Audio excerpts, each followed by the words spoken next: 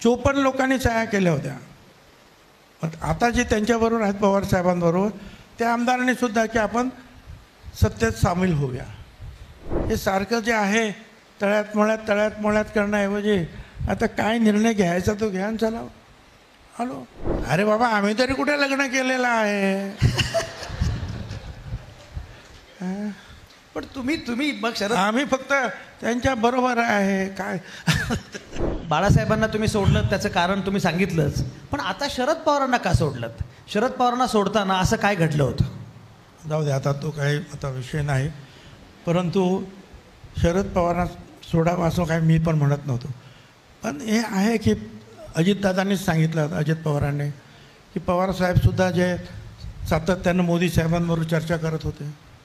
मी त्यावेळेला मोदी साहेबांच्या विरुद्ध वाटेल तशी भाषणं करत होतो. इकडे ते बोलत होते. ते 14 साली 2014 साली मला तुम्ही सांगा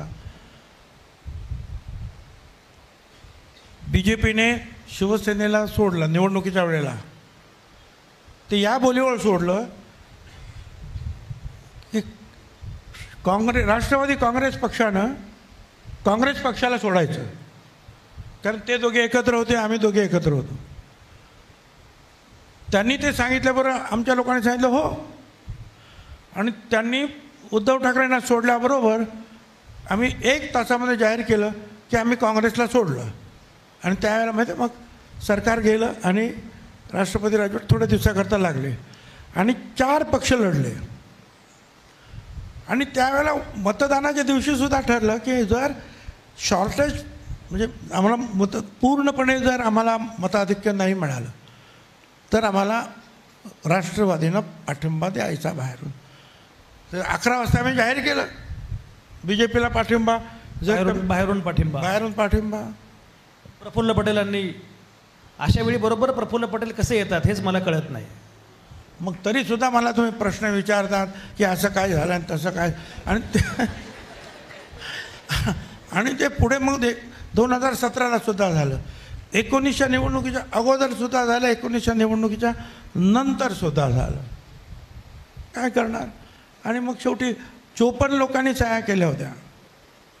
आता जे त्यांच्याबरोबर आहेत पवार साहेबांबरोबर त्या आमदारांनी सुद्धा की आपण सत्तेत सामील होऊया.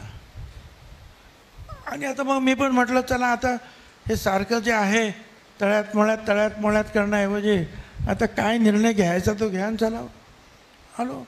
म्हणजे ह्या मुलांच्या भाषेमध्ये शरद पवार भाजपला आय लव्ह यू म्हणत होते, पण लग्न करायला तयार होत नव्हते. अरे बाबा आम्ही तरी कुठे लग्न केलेलं आहे. पण तुम्ही मग शरद आम्ही फक्त त्यांच्या बरोबर आहे काय.